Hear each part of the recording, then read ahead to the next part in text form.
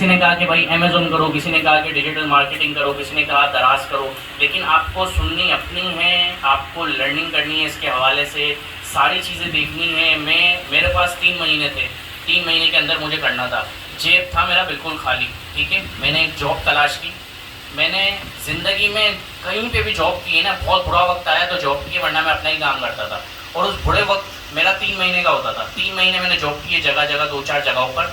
तो वही मेरा टाइम दोबारा से आ गया था। मैंने कहा साथ भाई दोबारा से हमें रीस्टार्ट करना पड़ेगी अपनी जर्नी को, ठीक है। घर वालों को कहा कि भाई 3 महीने मुझे सिर्फ दे दो, उसके बाद देखेंगे कि क्या करना है। क्योंकि घर वाले कहते थे कि भाई तुम जॉब कर लो, अपना बिजनेस ना करो, ठीक है। लेकिन मुझे पता था कि जॉब पे मैं फंस जाऊँगा, वही 70-80 हज़ार रुपये, उससे ज़्यादा मैं नहीं कमा सकता। जॉब में तो ये 70-80 भी बड़ा मुश्किल है, ठीक है। तो हम लोगों ने 3 महीने की इजाज़त दी घर से। घर वालों ने भरोसा किया कि चलो अपना बच्चा कुछ ना कुछ कर लेगा। और जेब में बिल्कुल पैसे नहीं थे। क्या किया हमने, एक जॉब तलाश की, ठीक है। अब मैंने जो जॉब की थी वो कॉल सेंटर की थी।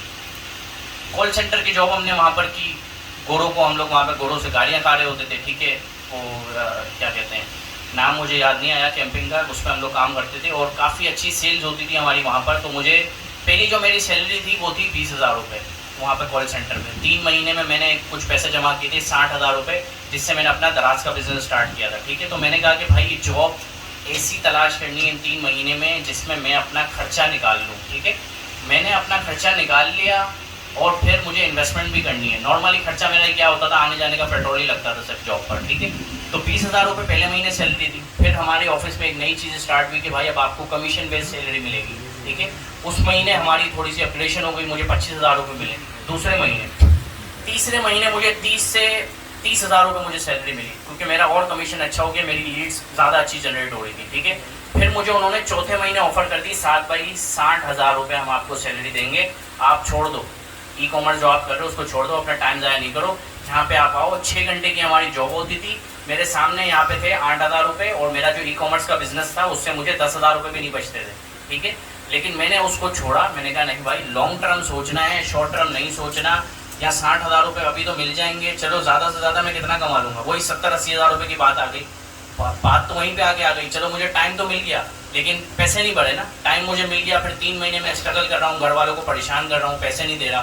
तो अब टाइम मिल गया, पैसे मिल गए और टाइम मेरे पास बच गया। तो मैंने वहाँ पे 6 घंटे जॉब की, आने जाने में 1 घंटा लगता था। 7 घंटे हमने वहाँ पे काम को दिया, बाकी 7 घंटे में दराज पर लर्निंग करता था, ठीक है। दराज पर लर्निंग, फिर मैं दूसरी बात बता दूँ, एक अकेला बंदा सिर्फ और सिर्फ सोच सकता है कि करना क्या है, होगा उससे कुछ भी नहीं, ठीक है।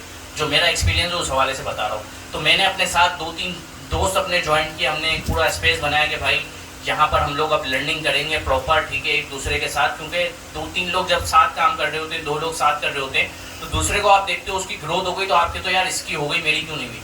फिर अगला बंदा जो, उसका एक्सपीरियंस अलग होता है, आपका एक्सपीरियंस अलग होता है। अब आप एक क्लास सुन रहे हो, सामने बैठे हुए हो, उस बंदे को अलग ही समझ आएगा, आपको क्लास अलग समझ आएगी। हो सकता है आपको शुरू का पार्ट अच्छा समझ आ गया, हो सकता है उसको क्लास के एंड का पार्ट अच्छा समझ आया, ठीक है।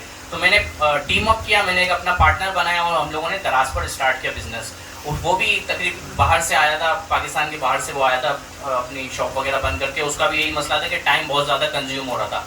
नॉर्मली हम लोगों ने स्टार्ट किया था 60,000 रुपये से हम लोगों ने स्टार्ट किया था और